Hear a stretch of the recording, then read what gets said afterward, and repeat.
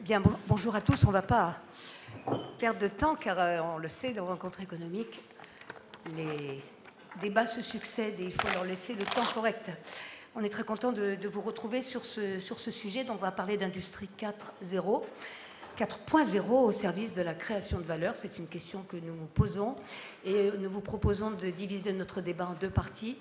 La première, on répondra à cette question-là. Je crois que le constat est fait de l'existence de l'industrie 4.0. Ce n'est plus de cela que nous parlons, mais plutôt de ce qu'elle nous apporte et des éventuelles inquiétudes aussi qu'elle entraîne derrière elle.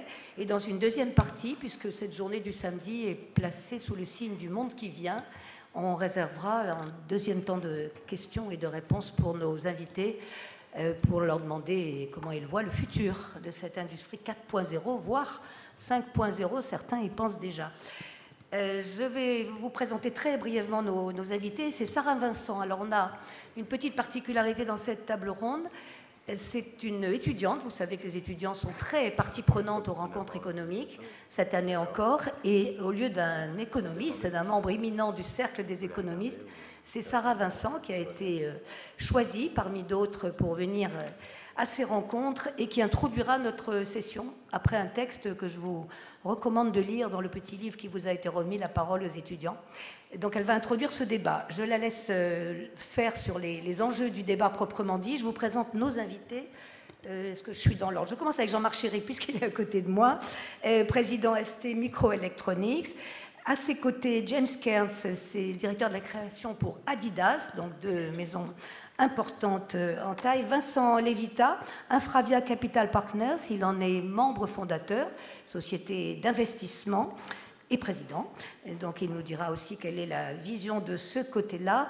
À ses côtés, c'est à lui qu'on va demander d'intervenir en premier sans doute, Atsushi Nakajima, qui dirige un institut de recherche d'économie, commerce et industrie au Japon, qui est donc économiste. Il n'est pas un praticien, mais un expert de ces questions.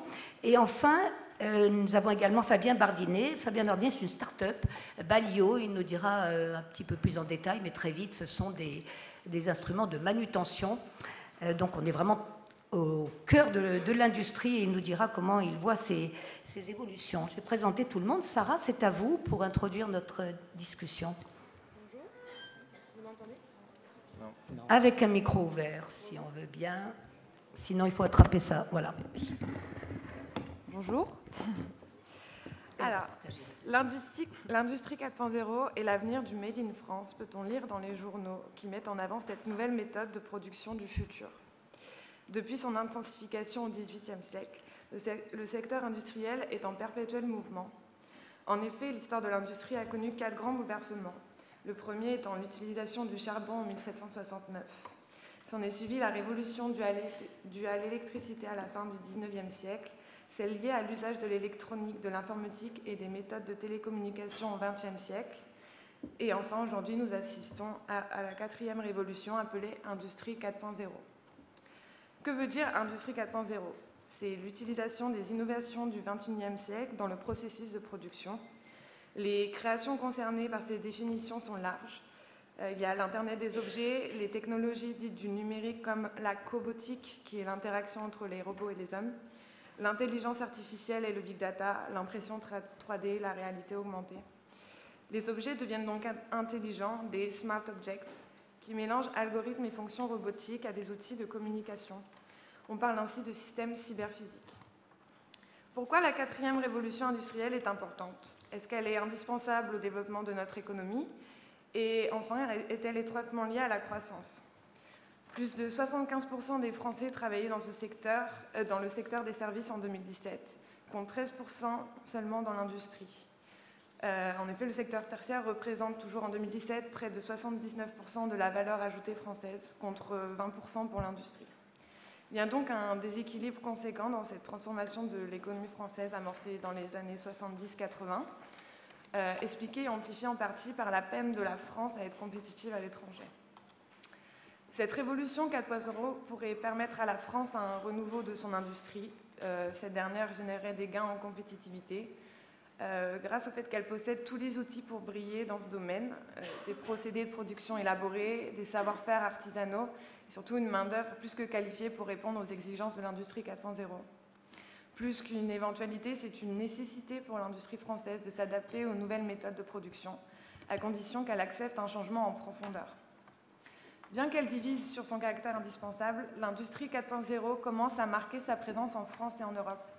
En effet, l'Allemagne dispose du leadership de cette mutation en étant le premier pays européen à mettre en place les chantiers et changements nécessaires à la bonne utilisation de ces nouvelles méthodes de production. La Chine également excelle dans cette transformation, permettant au Made in China de monter en gamme. La France et l'Europe sont-elles prêtes à entamer ce changement fondamental ? L'effort d'adaptation à ces nouvelles méthodes de production devra être double, à la fois de la part des entreprises et de la part des travailleurs. Du côté des entreprises, un changement dans les procédés de production, mais surtout des méthodes managériales est primordial. Les rôles des travailleurs sont fondamentalement transformés, notamment au niveau des managers. La sociotechnique est privilégiée.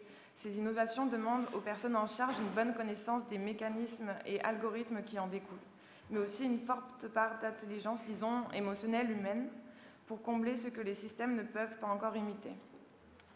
Est-on prêt à réinventer des méthodes de management pour s'adapter à cette nouvelle industrie ?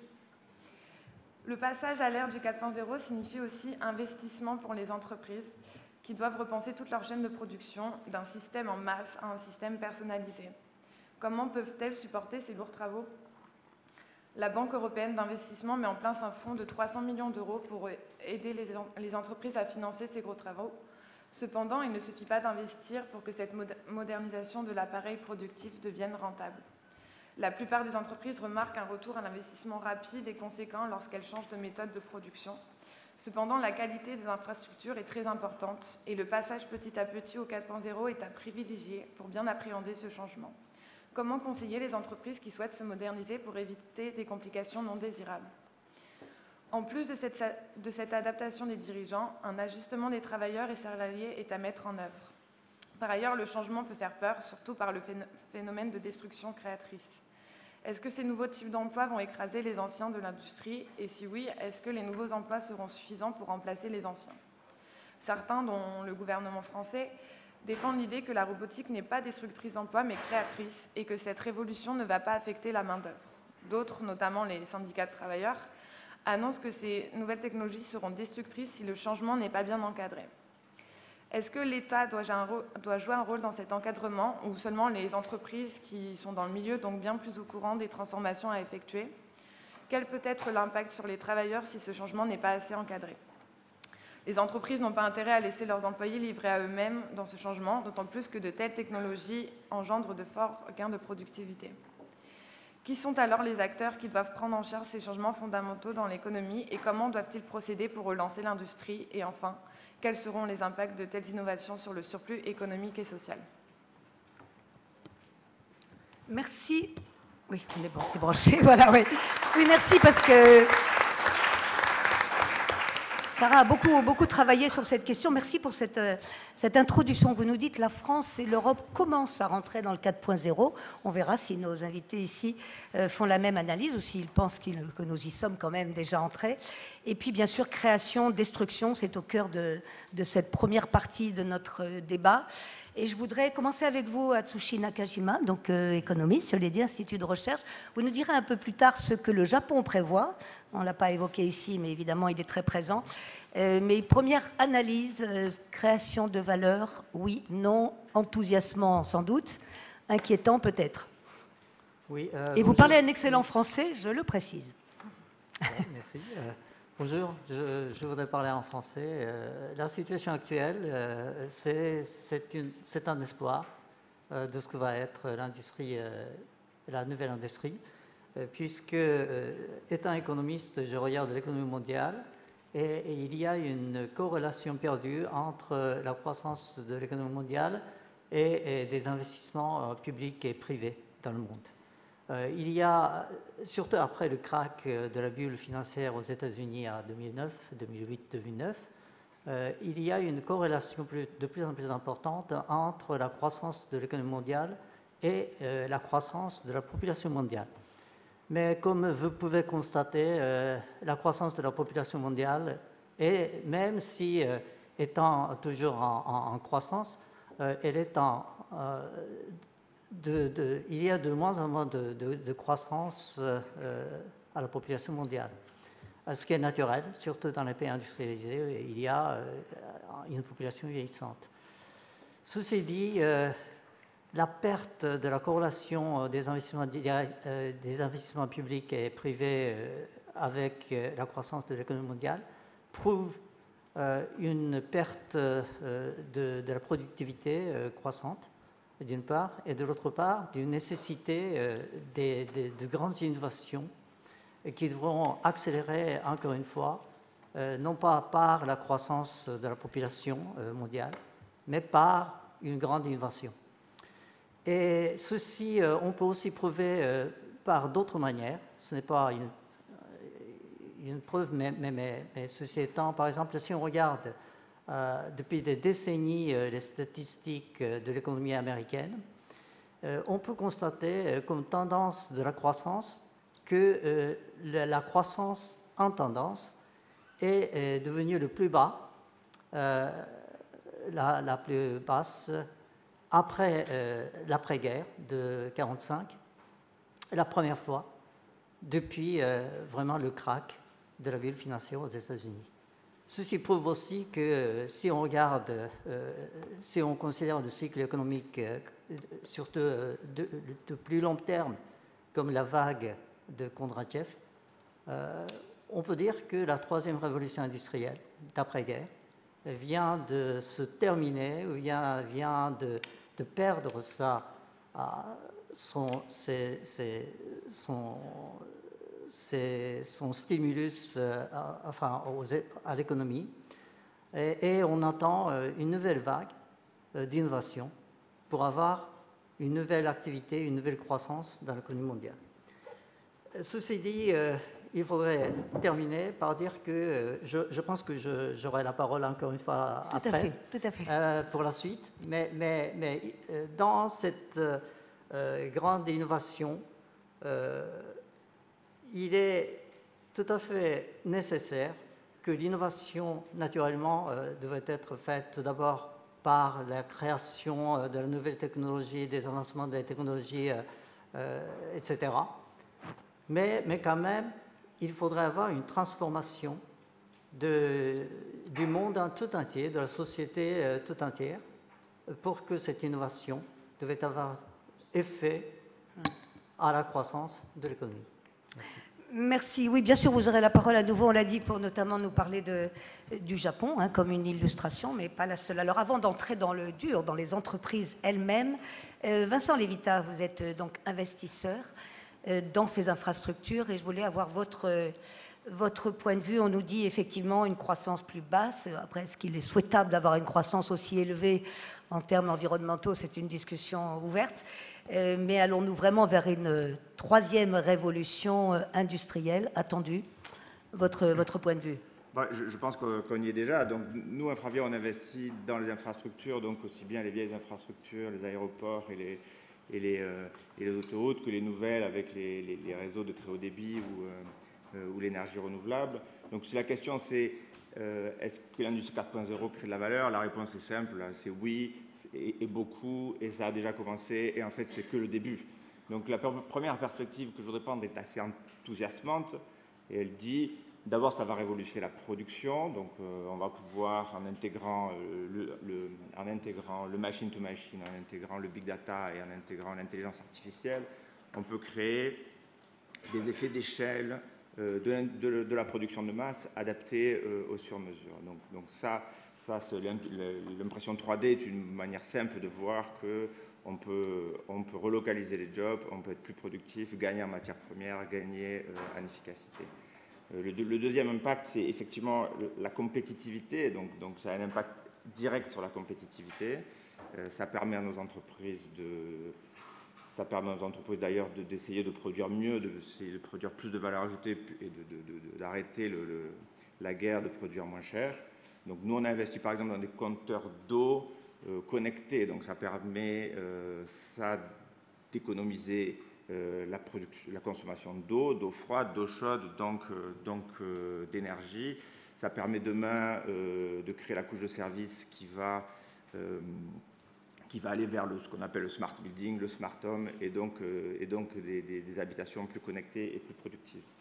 Le troisième point, ça a un impact sur l'emploi. Donc c'est des différents emplois, plus de valeur ajoutée. On va le voir tout à l'heure avec les pas tous les emplois, c'est toujours la même question, pas tous les emplois. Absolument. Mais dans une première perspective, ce que je voudrais montrer, c'est le côté enthousiasmant, c'est-à-dire le fait d'avoir cette flexibilité, ça devrait permettre de détruire un certain nombre de vieilles rentes et de permettre aux jeunes de rentrer, de stimuler l'innovation, de stimuler l'entrepreneuriat.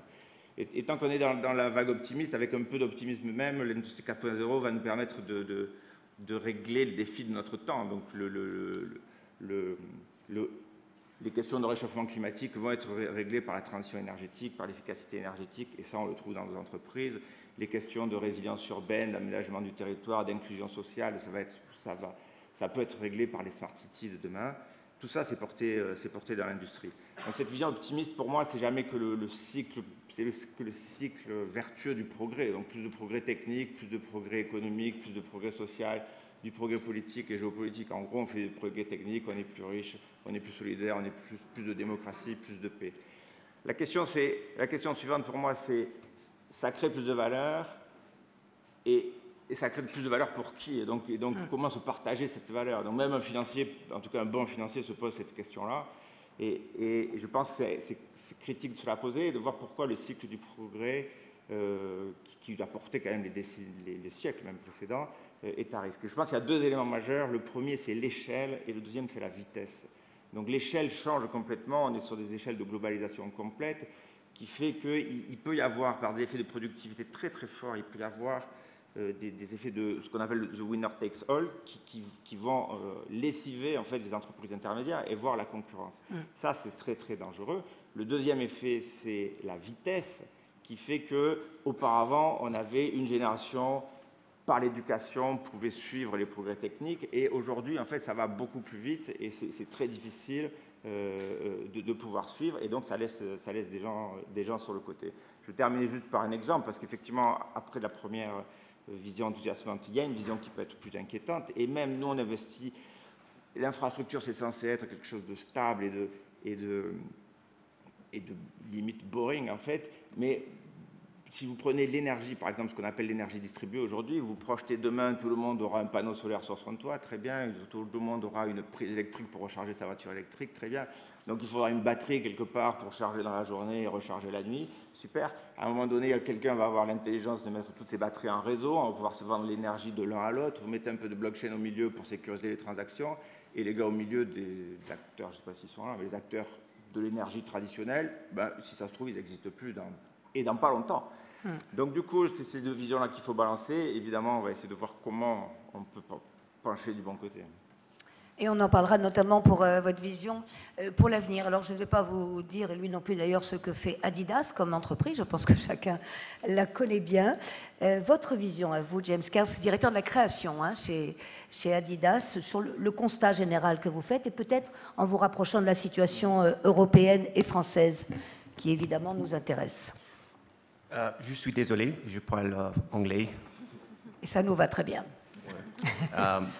Yeah, so I'll speak a little bit about the point of view that I've experienced being at Adidas, and I think that there are two main things that we see creating value out of this entire idea of Industry 4.0. Some of them were already talked about, but for our industry, if you didn't know, we're very much in the same space that the automotive industry was probably in the 70s.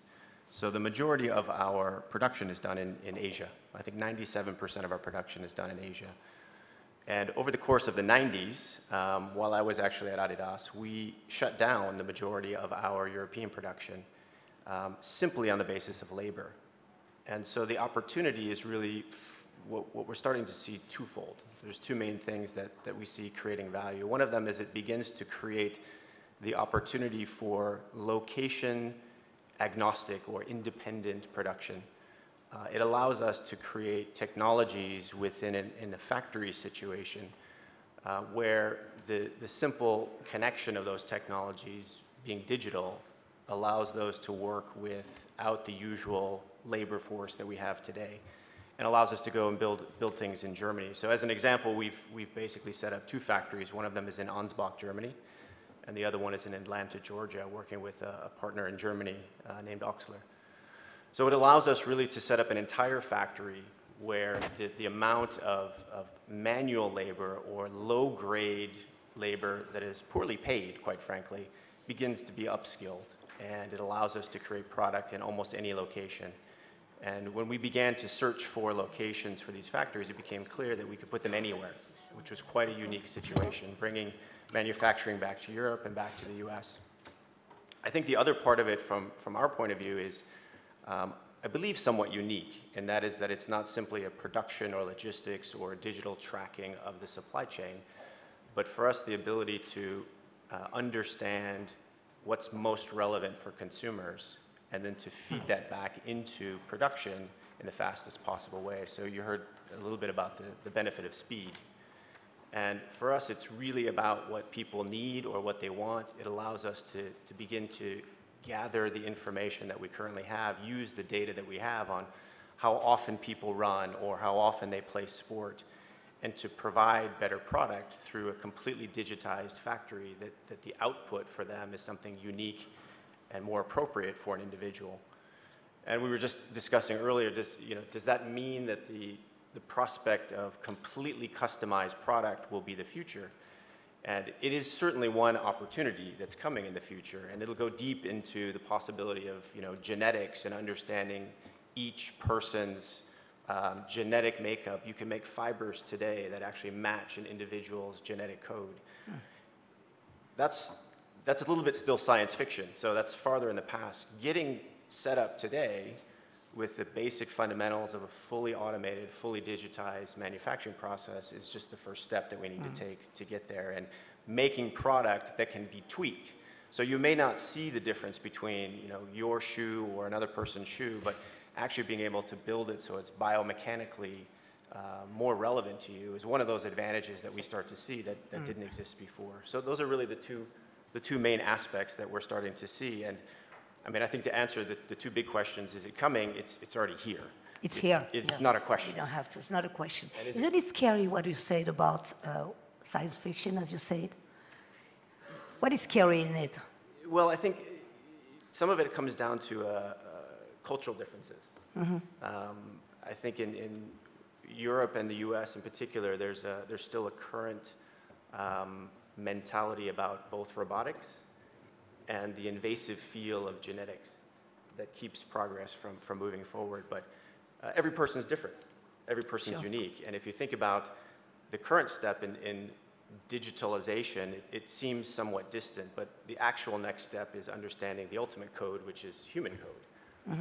And so that's the logical next step, is being able to tap into your own digital code, which all of us have, and be able to make products that are digitally relevant for you from a humanistic standpoint. And we should never confuse the purpose of that. The purpose of that is not to make more stuff. That's the last thing we need in this world, is more stuff. The purpose of that should be to make better products that are more relevant to humans, that can last longer and can contribute to their health. And I think that's the ultimate trajectory. Yeah, in a sustainable range of projects, which is your job. Yes.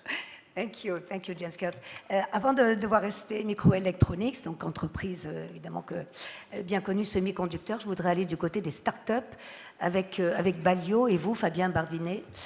J'ai envie de citer, mais alors vous allez voir rien que ça, lorsque l'on parle de votre entreprise qui donc fait des appareils de manutention, là on est vraiment dans le cœur de l'industrie telle qu'elle existait jusqu'à récemment.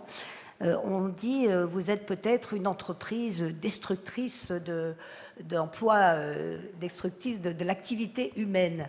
Évidemment, vous réagissez à ce point de vue. Entreprise créée en 2005, je le rappelle, et entrée en bourse l'année dernière. Fabien Bardinet. Donc, vision d'une start-up dynamique. Ça fait 10 ans que je fais de la robotique, ça fait 10 ans qu'on me dit que je détruis des emplois. J'ai passé la moitié de ma carrière, de ces 10 années à essayer de dire le contraire, et puis j'ai fini par me dire que c'était con, donc j'allais dire la vérité. La vérité, c'est qu'on crée des robots pour qu'ils bossent à notre place, et c'est ce qu'ils font. Et ben c'est voilà. dit. Et donc, comme ils bossent à notre place, de fait, eh ben, on ne bosse plus. Et donc, ça pose des tas de questions fondamentales sur le rôle de l'homme dans notre société de demain et le rôle de la robotique et ce qu'elle va faire. Donc, évidemment, le rôle de la robotique, c'est de casser le paradigme qu'on entend en permanence, qui est les robots piquent le job des humains. Et en fait, c'est pas vrai. C'est les humains qui piquent le job des robots. Et il faut changer ça. On vit dans une société où on ne peut plus faire aux humains le job de robots. Parce que les humains ont mieux à faire, c'est ça que vous voulez dire? Au-delà de ça, parce que non seulement les humains ont beaucoup mieux à faire, mais ensuite parce que les humains ne veulent plus le faire. Quand vous allez dans des marchés en tension sur l'emploi, tout simplement, nos clients n'arrivent pas à recruter. On est contacté par des pays où on n'imaginait pas un quart de seconde aller vendre des robots, tout simplement parce que quand on fait le ROI de nos machines, c'est assez simple. Hein. On remplace un opérateur, donc on multiplie le nombre d'opérateurs qu'on remplace et on divise ça par le coût du robot, donc c'est assez facile à faire.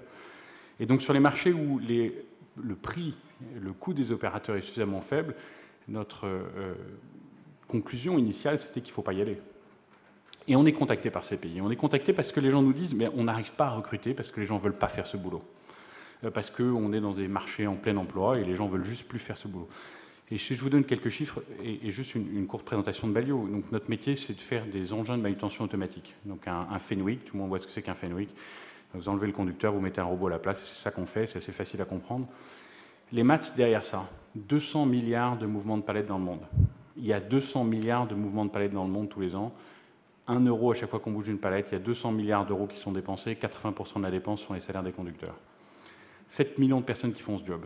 Et il y a des personnes qui pensent qu'il va y avoir des robots capables, ça ne s'appelle pas des robots, ça s'appelle des voitures autonomes, enfin c'est un robot quand même, qui vont être capables de se déplacer tout seuls dans les rues, et puis en même temps, il y aurait des mecs qui continuent à conduire des engins de manutention dans les entrepôts. Ben non, ça n'arrivera pas. Évidemment que le jour où on a des voitures autonomes sur les routes, on n'a plus personne dans les entrepôts, et ce sera bien avant. C'est une transformation extrêmement profonde et super bénéfique qui est en train d'arriver, et à mon sens extrêmement enthousiasmante, parce que ça va nous permettre de créer de nouveaux emplois. Alors on ne les connaît pas, donc ça fait un peu peur, parce qu'on ne sait pas ce qu'il y a devant, on sait ce qu'on a. Et ma conviction profonde, c'est qu'il ne faut surtout pas essayer de protéger les emplois d'hier au motif qu'on ne connaît pas ceux de demain. Si on fait ça, on est sûr de jamais connaître ceux de demain. Donc il faut au contraire avancer, aller le plus possible à la technologie nous permet de le faire, et quand on est capable de faire à des robots le plus de tâches, et bien finalement on est dans la logique humaine qui a considéré depuis tant d'années. Je pense souvent à l'exemple des Égyptiens qui ont commencé à mettre des rouleaux sous les pierres, au lieu de les porter, c'est quand même un peu moins con.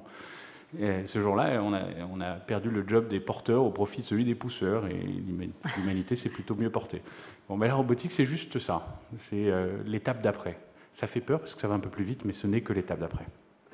On n'est pas surpris d'entendre Fabien Bardinet, donc créateur d'une start-up, tenir ce discours-là. Je voudrais avoir votre avis, Jean-Marc Chéry. Donc, ST Microelectronics, une entreprise d'origine italienne et française, on va le dire comme ça, je ne sais pas, CAO, enfin...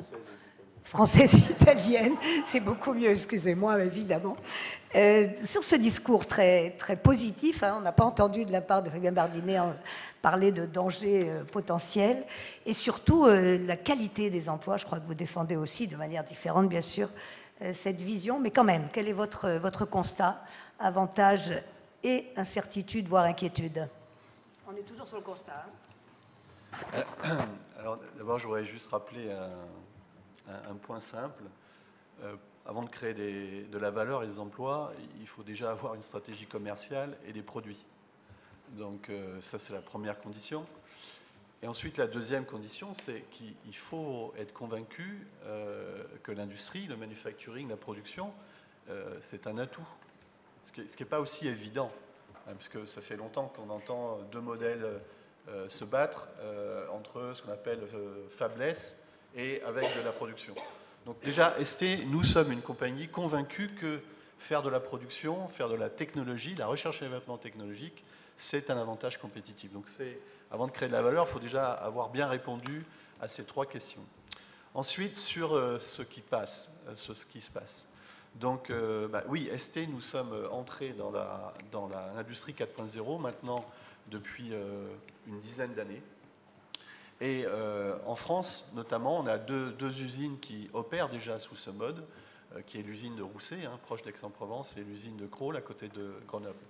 Et en fait, cette mouvance a été indispensable pour nous afin d'être compétitifs. Donc, et pourquoi ça a été indispensable? C'est lié à deux choses. C'est lié d'abord à la complexité de ce qu'on fait. Donc juste pour être terre à terre, je dirais un composant électronique, je dirais la production doit évoluer dans des domaines de dimensions qui sont de l'ordre de quelques nanomètres. Je vous rappelle que l'épaisseur d'un cheveu, c'est 50 000 nanomètres. Donc nous, on opère des objets dans un domaine dimensionnel de quelques nanomètres. Donc ce qui fait que pour maîtriser cette fabrication, nous devons maîtriser des millions de données. Juste pour contrôler donc, notre usine de Crolles, on doit monitorer en permanence à peu près 120 000 paramètres pour garantir, je dirais, la sécurité des gens qui opèrent les équipements. On a à peu près 500 ou 600 machines dans l'usine. Il faut 75 000 paramètres de contrôle pour garantir la stabilité et la reproductibilité des procédés. Et ensuite, chaque produit qui est fabriqué, donc ce qu'on appelle une plaquette avec des puces dessus, nécessite 10 000 paramètres de contrôle pour pouvoir garantir la qualité finale. Donc vous voyez bien que pour opérer toute cette complexité, eh bien oui, on est passé au big data, à des outils numériques extrêmement compliqués, à du contrôle statistique de procédés multivariés, avec des modèles mathématiques très compliqués, et effectivement avec une adaptation de nos personnels qui a été, je dirais, importante. Bon, l'autre nécessité, et pour donner des exemples, c'est le temps d'introduction sur le marché. Donc aujourd'hui, on doit introduire des produits de façon de plus en plus courte et surtout avec des temps déterministes, à savoir sans délai. Vous doutez bien que la chaîne d'approvisionnement d'un smartphone, c'est extrêmement compliqué et quand vous contribuez à la fabrication d'un smartphone, si vos composants sont en retard, eh bien sûr, vous arrêtez, je dirais, toute la chaîne de smartphones et je pense que vous imaginez ce qui se passe quand le client californien arrête ses téléphones à cause de vous. Bon, et bien là, il a fallu mettre en œuvre des techniques de conception pour la production, à savoir que quand les gens conçoivent les produits, par avance, vous devez savoir que les produits vont être compatibles avec les procédés de fabrication que vous allez faire. Et même de temps en temps, ces procédés ne sont même pas encore développés. C'est-à-dire que vous devez utiliser des modèles qui vont simuler comment le procédé de fabrication sera.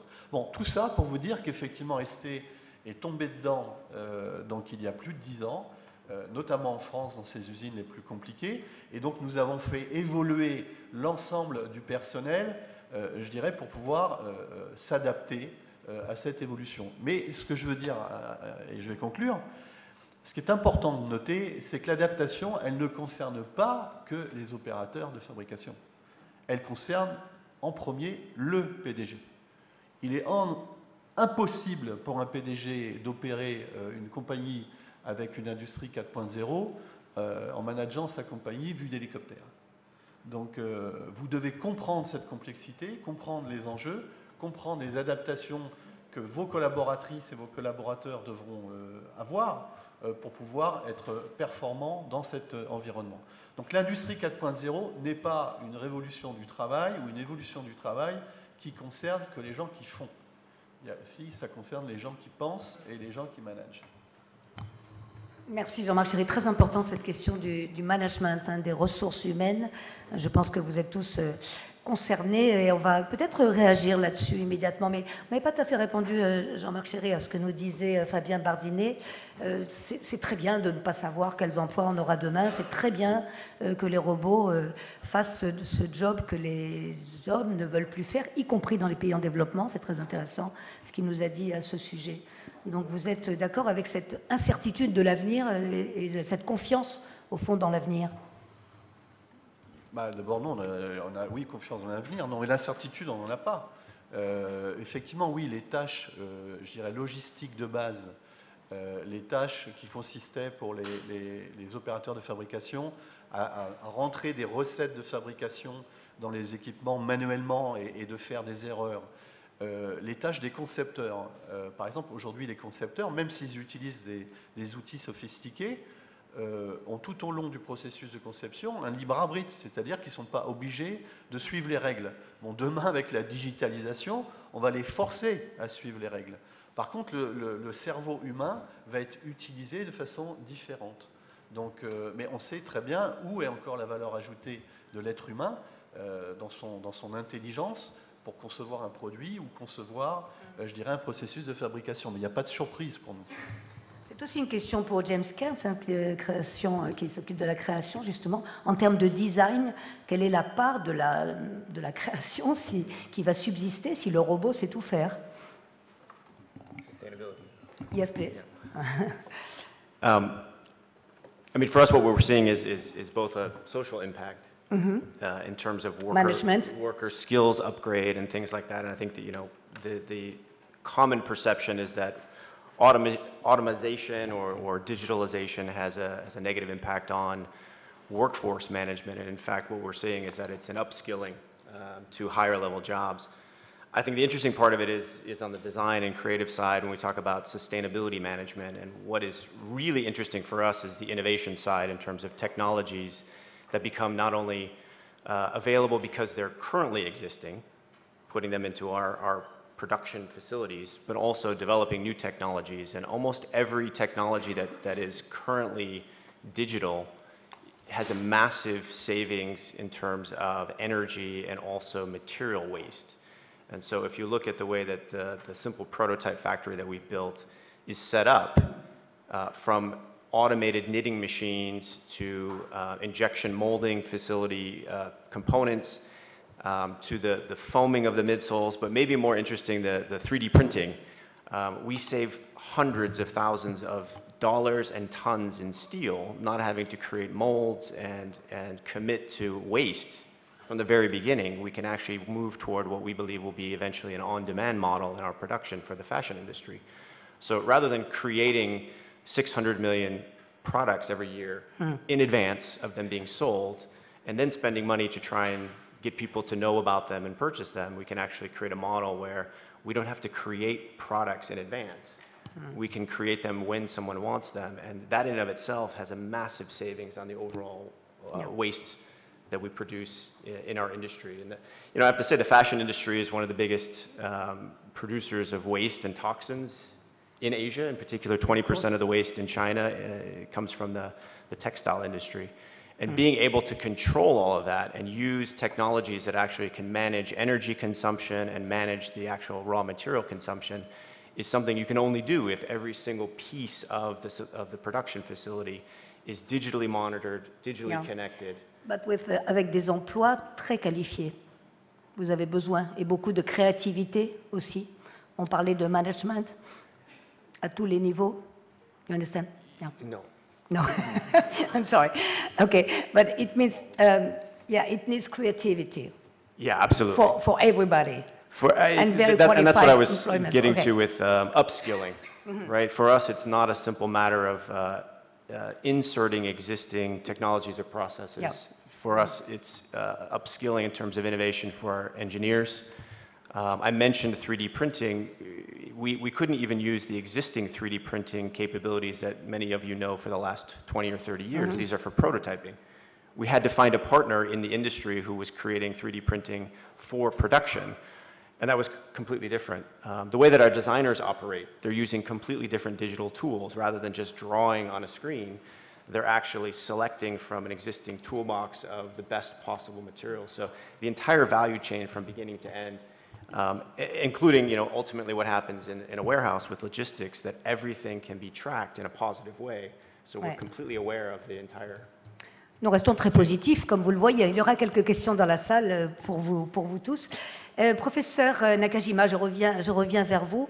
Avec l'exemple de votre pays engagé dans la révolution 5.0 pour toute la société, qu'entendez-vous par là? Mais en quelques minutes seulement, c'est un peu court, pardon. D'accord. Oui, nous parlons au Japon de la société 5.0, ce qui veut dire la 5e génération de la société. Après, dans l'humanité, après la société de chasse, la société agraire, la société industrielle, et maintenant nous sommes à une société soit numérique, bien soit informatique, comme vous voulez, et nous attendons à être dans une nouvelle société. Et comme je vous ai parlé tout à l'heure, pour créer des valeurs ajoutées qui est nécessaire pour la croissance de l'économie et que ces valeurs ajoutées doivent être structurellement différentes de ce que nous avons aujourd'hui, c'est-à-dire des produits et des services que nous avons aujourd'hui. Il faudrait créer des services et des produits inexistants et pour cela, il faudrait dramatiquement changer fondamentalement la société, la structure de la société, qui est nouvelle. Et pour cela, nous pensons créer des industries connectées, dites connectées, connectées entre les entités, non pas seulement entre industrie et industrie, société, mais aussi entre industrie et individus, etc., etc. Naturellement, entre individus et individus. Pour que cette sorte de connexion des industries ou bien des entités puisse avoir des créations de nouveaux produits, des valeurs vraiment nouvelles qui sont inexistantes en ce moment. Voilà, c'est ce que nous pensons et comme je vous l'ai dit au début, nous avons un espoir. Mais pour cela, pour l'industrie 4.0, mais pour cela, il faudrait avoir un changement dramatique, fondamental de la société. Et il faudrait initier ce changement de la société. Vous parlez par exemple des modes de consommation, est-ce que ça va ou ça, du rapport dont parlait James Cairns à l'environnement, ce type de comportement différent? Tout est inclus. C'est-à-dire que par exemple, la réalisation des automobiles, qu'est-ce que vous avez dit? Safe driving car en français. Les automobiles, des voitures autonomes, vous voulez dire? Les automobiles autonomes ne sont pas suffisants pour la création de la nouvelle société. C'est-à-dire que cette sorte d'invention d'automobiles autonomes, excusez-moi, autonomes, doit être utilisée, par exemple, dans des régions où il n'y a que des vieillards, ou bien où il n'y a que il manque de transport, de moyens de transport, oui, etc. Et avec l'emploi des panneaux solaires, ces automobiles devraient être vraiment autonomes 24 heures sur 24, 365 jours sur 365. Non pas seulement autonomes sans conducteur, mais autonomes de l'énergie. Ce qui va créer une société vraiment différente, même la création des valeurs ajoutées dans des régions vraiment désertes ou bien partout dans le monde. Oui, le Japon qui nous a épatés évidemment dans les années 80 par sa modernité et qui donc s'engage sur la société 5.0. Réaction Vincent Lévita ou Fabien Bardinet, et sur cette vision de l'avenir, vous parlez les uns et les autres finalement d'objets, d'outils encore inexistants. Et ça vous enthousiasme manifestement. Non, en ce qui me concerne, les uns les autres. Ça m'enthousiasme essentiellement. Il y a un certain nombre d'inquiétudes que je pense qu'on a évoquées. Moi, ce que je voudrais insister sur les recettes en fait, qui, dans le passé, ont fait qu'on a su absorber et digérer le progrès technique, même si celui-là il est différent. Je pense que ça passe par une bonne intégration de l'écosystème. Donc, mon premier point, et on le voit aujourd'hui, c'est la réhabilitation de l'industrie. Je pense que l'industrie, c'est d'abord la force de l'économie, c'est l'emploi direct, c'est l'emploi indirect, c'est l'innovation. Et je pense qu'effectivement, on l'a évoqué tout à l'heure, certains ont imaginé un monde sans industrie, c'est absolument une erreur. Maintenant, l'industrie de demain, elle doit intégrer les services, elle doit intégrer la couche applicative, sinon elle se fera ubériser pour parler simplement. Le deuxième élément de l'écosystème, je suis obligé d'en parler, c'est la finance. Bien sûr qu'on a été l'ennemi sans visage, bien sûr qu'il y a eu des abus, mais la finance, ce n'est pas uniquement fournir des liquidités, ce n'est pas uniquement fournir de la dette et de l'equity aux startups, c'est aussi fournir de la liquidité, c'est aussi fournir des instruments de gestion de risque. Et c'est à la fin, c'est un élément de contrôle. Juste une anecdote toute simple, quand Trump va se promener en Arabie Saoudite, il ne dit pas les gars, venez investir chez moi, j'ai besoin d'investissement. Il va avec Schwartzman et il dit confiez votre argent à Blackstone, on va s'occuper de votre argent. Donc il y a plein de choses qu'il ne comprend pas, Trump, mais la finance, il comprend. Et ça, c'est un outil, et en tout cas, il a compris que c'était un outil de souveraineté, un outil de pouvoir et un outil de contrôle. Donc je pense, message qui veut bien entendre. D'ailleurs, le troisième point, c'est l'État, justement, Bien sûr qu'on a besoin de l'État, et c'est le troisième élément pour moi de l'écosystème. On a besoin d'eux pour donner la ligne, pour donner l'impulsion, pour donner les règles, pour faire en sorte qu'elles soient respectées aussi, pour pouvoir s'attaquer au rang de situation quand elles sont trop abusives. Et on a besoin d'eux. Aucun des grands changements ne peut se faire sans eux. Après, quand ils veulent le faire eux-mêmes, bon, je ne vais pas faire la longue liste des idées qu'ils ont voulu implémenter eux-mêmes et qui ont été catastrophiques. Mais juste pour prendre un exemple tout simple, que tout le monde comprendra, bien sûr, il faut mettre des bornes de recharge électriques dans Paris pour les voitures électriques. Bon, alors, qui est le mieux placé pour savoir où les mettre? Est-ce que c'est Uber qui a le big data de tous les déplacements de tout le monde sur la capitale, ou est-ce que c'est Anne Hidalgo? Bon, je ne veux pas tirer sur l'ambulance. Non, non, s'il vous plaît. C'est assez simple. Ce que je voudrais dire, je vais finir là-dessus, c'est la France a tous ses atouts. C'est comme ça qu'on a construit nos infrastructures. C'est pour ça que c'est un des domaines où on est le plus compétitif. Dans le passé, on a fait le transport, l'énergie et même les télécoms. Aujourd'hui, c'est comme ça qu'on s'est attaqué à la transition énergétique et à la digitalisation avec pas mal de succès. Et demain, c'est comme ça qu'on résoudra les problèmes. Donc, on a des grands groupes industriels, on les a ici, on a des chercheurs, on a de la qualification, on a même des bons financiers. On a un État qui fait à peu près son boulot la plupart du temps. Ça permet de conjuguer un système qui marche. Et une fois que ce système il marche et il a confiance, alors il peut investir. Alors on peut réhabiliter la prise de risque, on peut même réhabiliter le droit au profit, ce qui n'est pas le plus simple. Et ce n'est pas du patriotisme béat de dire ça, c'est de dire en fait on a tous les ingrédients, à nous de les conjuguer. À condition de prendre des risques. Et ça fait partie de votre métier. La prise de risque, la réhabilitation du risque fait partie des enjeux de demain. Alors bien sûr, moi je suis un financier qui dit réhabilitation du risque, dit la réhabilitation du profit qui va avec ce risque. Et qu'il faut différencier du profit qui va avec la rente. Donc c'est tout un débat culturel aussi qui n'est pas évident. Au passage, Jean-Marc Chéry, avant d'entendre Fabien Bardinet, parce que c'est pour vous, M. Bardinet. Attendez une seconde, vous allez voir. Oui, juste un petit commentaire sur les opportunités de l'industrie 4.0. Notamment concernant les startups. Un des gros challenges des startups est de passer ce qu'on appelle de la startup au scale-up, c'est-à-dire à la production de masse. Or, le problème, quand vous avez un produit compliqué ou une technologie compliquée, c'est que vous avez des courbes d'apprentissage, vous avez des risques inhérents à la fabrication que bon nombre de startups ont décidé de ne pas prendre. Et donc, la décision de la startup est d'aller sous-traiter sa fabrication et souvent de la sous-traiter, je dirais, dans des pays type pays asiatiques. Ici, on a une opportunité extraordinaire avec l'industrie 4.0 parce qu'elle va réduire effectivement ses temps de courbe d'apprentissage et elle va être beaucoup plus déterministe en termes de qualité. Donc, elle peut permettre aux gens qui sont convaincus de la compétitivité du manufacturing d'aller prendre ce risque puisque l'industrie 4.0 sera beaucoup plus déterministe et beaucoup plus rapide à atteindre ces volumes de masse de production. Donc c'est le commentaire que je voulais faire aussi. Tout à fait, auquel répond Fabien Bardinet, s'il le veut aussi, vision pour le futur. Et ce que vient de dire à l'instant Jean-Marc Chéry. Ce que vous venez de dire est très juste. Je l'ai vécu dans ma start-up précédente où on avait des robots humanoïdes à fabriquer et on les a fait fabriquer en Chine. Mais avant de les faire fabriquer en Chine, on les a d'abord fabriqués en France parce que je considère qu'on ne peut pas outsourcer les problèmes. En général, ils deviennent encore plus gros. Donc on a préféré les régler nous-mêmes. La robotique, ce n'est pas le futur. C'est ça que je voulais dire. La robotique, c'est maintenant. La robotique, c'est maintenant et c'est maintenant dans le monde entier. De façon paradoxale, les plus gros investisseurs en robotique sont en Chine. J'ai rencontré il y a un mois à Shenzhen un fabricant de capteurs. Donc c'est des lidars, attention c'est un peu compliqué. Bon, ce sont les lasers qu'on met sur les véhicules autonomes qui permettent de cartographier en temps réel ce qui se passe. La boîte qui contrôlait ça dans le monde s'appelle Velodyne, une boîte américaine, dans laquelle on a investi 250 millions. Ils vendent ça à $12 000. Les Chinois sont à $1 800. Et Alibaba vient de leur en commander 100 000.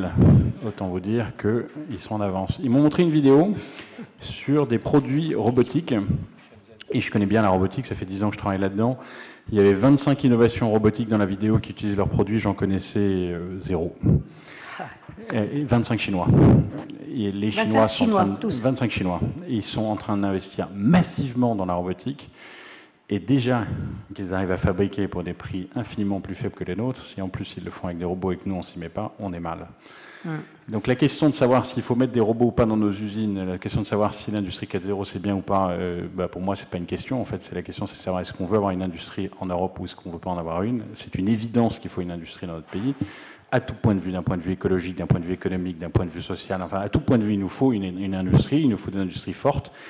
Et pour ça, on est obligé de faire aux machines le boulot que les humains ne veulent plus faire ou que nous ne pouvons plus payer pour le faire parce que le niveau de vie que nous avons dans nos pays nous impose d'avoir des rémunérations qui sont suffisamment élevées avec des valeurs qui sont trop faibles pour ces tâches-là.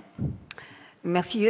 Avons-nous le temps d'une question? Oui, je crois que oui, ou peut-être deux. Voilà, je vois une première main se lever, c'est pour vous, madame. On a très peu de temps, hein, mais c'est important d'avoir votre réaction. Brigitte Rézerlin. Allez-y, allez-y. Je travaille pour une start-up qui est au cœur de l'industrie puisqu'elle permet de réduire les consommations d'énergie et d'utilité au sein même des process industriels. Et ma question est sur votre vision de la transition énergétique. On a beaucoup parlé d'impact sur l'emploi, sur les outils, sur les consommateurs, sur la conception des produits. Qu'en est-il de la relation de l'usine à l'énergie, à sa consommation? Monsieur Nakajima a donné un petit début de réponse. Peut-être que c'est pour vous, professeur? Oui, de façon générale, naturellement, à chaque fois qu'il y a une nouvelle révolution industrielle, il y a un sursaut de la consommation de l'énergie, ce qui est naturel. Pour utiliser des machines, bien pour utiliser des informatiques, etc., il faut davantage d'énergie. Donc ce qui est évident de ce que va arriver, mais ce qui il faudrait bien viser, c'est les domaines bien déterminés où on consomme davantage d'énergie, ou bien il y a une nécessité, davantage de nécessité pour